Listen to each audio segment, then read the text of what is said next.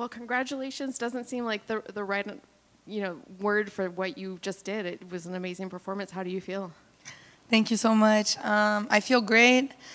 I'm a little sore, but I feel happy. I tried really to stay focused and to keep a strategy. But this fight, we got fight of the night bonus, so it wouldn't be possible without Angie and the opportunity.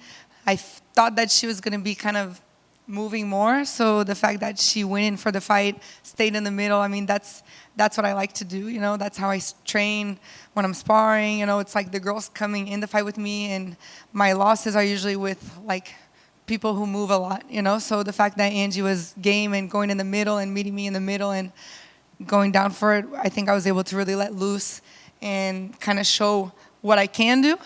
But I don't know if the girls are going to be wanting to go and stay in the middle with me anymore. So maybe my next fights I'll have to be chasing again more. But I feel prepared for what comes after, and I'm happy with the performance. There's things that I would like to get better. The cage work. I didn't want my back on the cage as much as it was. But yeah, happy with the performance. Was that what you expected? I know, going into it, you always have kind of an idea of what you want to happen. Was that kind of how you saw the fight going? Yeah, it was. I thought I was going to get the submission. I really expected the submission, but that's everything else, as in cage, ground and pound. I tried to really hit her more. I wanted to be aggressive, maybe get like stoppage because of hitting. I wanted to get her to give me the submission. I think when I did get the submission was because she kind of gave it to me more because I was hitting her, but I just wasn't able to actually finish it. So, yeah, the game plan was basically that, and we stayed true. I was happy with a lot of some of my new things like knees and elbows that we've been working on. So to be able to kind of everything I've been working on to come out on this fight, especially with everything that's been going on in my life, I'm really happy with it. Does it feel even better knowing that you've kind of broken that curse of this? Yeah, the main events, man. The 0-2, I was 0-2 here at the Apex. So to get that main event and to be like fight of the night, I'm really happy about that. And yeah, we can't fall into the whole superstition thing, even though sometimes we do. This camp was a lot of different things. Like I said before, I went up in weight a little bit muscle-wise, so we kind of went back to the dehydration that a lot of the fighters do, like losing water weight. And the last time I did that was at UFC in Rio in 2018 when I didn't make weight, So I kind of broke a lot of mental traumas that I had in my mind for this fight. It was last minute, the main event, so everything kind of happens for a reason, You shouldn't force it as much, and just kind of go with it and do the best you can, and that's what we did, and everything worked out. A lot of fighters and fans were commenting on how improved you were, how great your performance was. What do you credit that to? What do you feel is the biggest improvement that you made? I think the biggest improvement was like getting this, because like of everything that was going on, I think when sometimes you're doing the same thing, and I wasn't expecting to go through so much for this camp, just with a lot of craziness. So, but because of that, I kind of had to step back and find like a different way of getting my camp through and just getting to this fight. And because of that, we kind of looked more of a strategic look at it and like, okay, what's the thing that I'm missing, Like I'm training hard, I'm doing good with my striking, I'm doing good with my grappling, but like what am I missing, to get there? It's not something big, but a little detail that experience comes with too.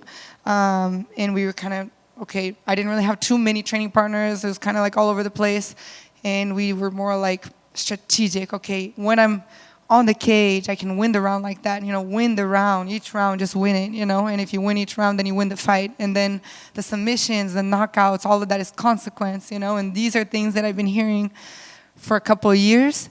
But like I said, sometimes when everything's all organized in your life, you don't notice these things, and then when you have the craziness, you realize things. So I think that the biggest thing was just the whole chaos really brought out this focus of me wanting to win and what I need to do to win. And then I realized, okay, the strategy and the focus to stick to that fight IQ. Of course, also too with my coaches, I have Anthony Gonzalez that I worked with this camp, Antonio Chocolate Malvado, who's a fighter. He helped me too with this vision, as he fights now, So my dad, Wellington Diaz, Coach Jason Perillo, just my team, So my family, my daughter, they all really got me that focus that I needed for this fight. Can you talk to me a little bit about having your daughter there cage side? I know that they were talking about on the broadcast that she wouldn't have been able to go to Charlotte, so maybe changed a little bit having her here? Yeah, for sure. I mean, that even like just going to the fight today, when they gave me the opportunity to come and do this fight, I was like, man, everything's going on. I just wanted to kind of go under the radar. 3 rounds, Charlotte was a good card, ABC card, a lot of great fights. So I was like, I'll just go in, get my win. Moa will be back in California, so I'll just focus, get in, get out, get my life organized, and then I was like, man, I don't want to be back. And driving here this afternoon, I was like, I'm happy to be back here. I'm happy to be in this environment. I think it's going to help me stick to a strategy. I won't get that emotion of the crowd that I was looking forward to. But actually, I realized like how I'm trying to be more strategic and more calm, that the Apex and this whole event was going to be good for me. So having my daughter there, of course, is always great. I didn't get to see her too much before the fight. But after we're just talking about Disneyland all the time, and that's what I've been promising her is like I'm gonna win and we're gonna go to Disneyland. So I kept my promise, and yeah, it's the biggest motivation. Thank you. Thank you. Hey, Mackenzie. I think that this was probably the most aggressive you've been, or maybe the in some time. What do you factor that into? Just was it like you said on media day, like you were trying to go for a finish and get her out of there? Like, is that what it was? Yeah, I mean, I have aggression in me. I sound like crazy when I say this, but like I have aggression in me just from everything. And when I say aggression, I mean just so much stuff going on. You need to release stress and all these things. So I've always have been a forward fighter, but really we were just kind of always I'm forcing the submission, forcing the takedown, forcing things, and that's what everyone's expecting of me, So their defense is good. I was kind of getting, not tired, but I would get like frustrated. It's almost me against myself in the fight every time, and I get frustrated with myself that I'm not getting this, and our idea was to be aggressive and to make them prefer to get submitted than to keep getting ground and pound and to keep getting beat up, striking, or on the ground or on the cage, or wherever it is, So that was definitely the plan and the goal. Almost I got the submission, but she was good defense too. So all the credit to her too. You were letting your hands go. You dropped her. I mean, were you looking for the knockout? No, I wasn't looking for the knockout, But that's I think what I've been told over and over again, it's not like when we look for it, it's like it comes consequent, But since we were calmer on this fight, I was seeing a lot more. I think everyone in my corner was aligned, everyone had the same expectation, everyone was kind of on the same focus. So that's the best thing you can do when everyone's on seeing the same things, and finally I was able to see what all my corners were seeing. So everything just kind of worked out, but I didn't even really notice when I knocked her down, For me, Dana's like, yeah, if you would have just kept hitting her, it would have been knockout, But I'm like, what did I do? He's like, you jumped on her and went to the ground, So still I have that jiu-jitsu, reflex on me, But sooner or later a knockout's gonna come too. After you talked about your personal stuff on Wednesday, everyone ran with it. Everyone was talking about it. I guess, was it relieving to let that off your chest and then go in there and then let that aggression out?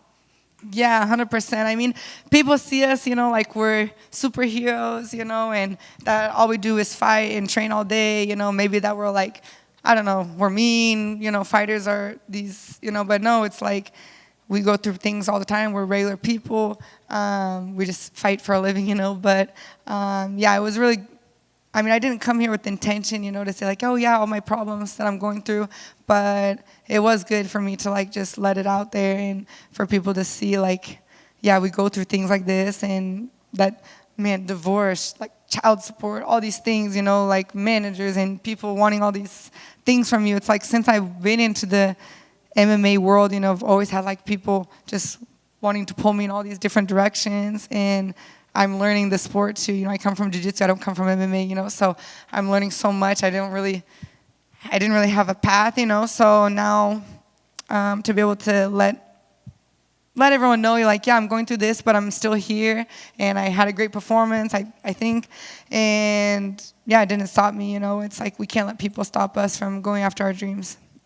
You've been calling for Rose for a little bit. It looks like she's like training for ADCC or getting ready for something like that. So, I mean, is that the fight that you really want? Like, I know that you want a former champion like that. So that's something you want on your resume. So I follow her on social media too and all this stuff. So I saw her, I think she did like a ADCC regional or something like that. So, I mean, I'm former ADCC champion. So for me, I'm always happy when I see the, you know, MMA girls and stuff doing jiu-jitsu and things like that. So yeah, definitely for sure to fight Rose is a priority of mine right now at this moment. And I think would be a great fight, a good main event. And a good test for both of us. So when I see her training her jiu-jitsu, I'm like, yeah, it's not going to be an easy fight, but I think it could be a great fight for the public and for us. And finally, your friend Natalia Silva got a finish. I just want to know if you saw the fight and what you thought about it. Yes, of course. I saw it. Was kind of my big motivation this morning, you know, to get me woken up and ready for the fights. I was excited for her and to see her fight. I thought that she looked phenomenal. I knew that she was going to go like that. I knew that she would have a great performance, and she's definitely a future champion, and I'm so proud of her. When is it time to get her off the prelims? Right now. Next one has to be main event for sure. Awesome. Congratulations. Thank you. Good. Congratulations on the win. Absolutely tremendous performance. And it kind of resonated with the crowd because it was like the Mackenzie Dern show. You had so much support. Who was all here for you? Because that was a loud crowd behind you. Yeah, it's all my Brazilian friends, you know. No, I had my family. I had my mom, my stepmom, my daughter. But I had about like 10 friends from California come out here, all Brazilians, you know. So you know how the Brazilian, it's like we had our little mini fighting in Brazil here, you know. So it was good. It's definitely, I was just listening for the, vai morrer, ooh. But it was good. It was definitely a motivation for me too, to have them here, and I'm happy about that. Excellent. And for the people just tuning in or maybe watching this wonderful achievement, tell us about this belt you got tonight. Yes, you know, so it's actually special because of the stripes. I got my black belt in 2012. So in jiu-jitsu, every 3 years we get a stripe. And then my dad, we were actually talking about this week, you know, we're like, how long have you been a black belt for? And I'm like, yeah, a long time, you know, since 2012.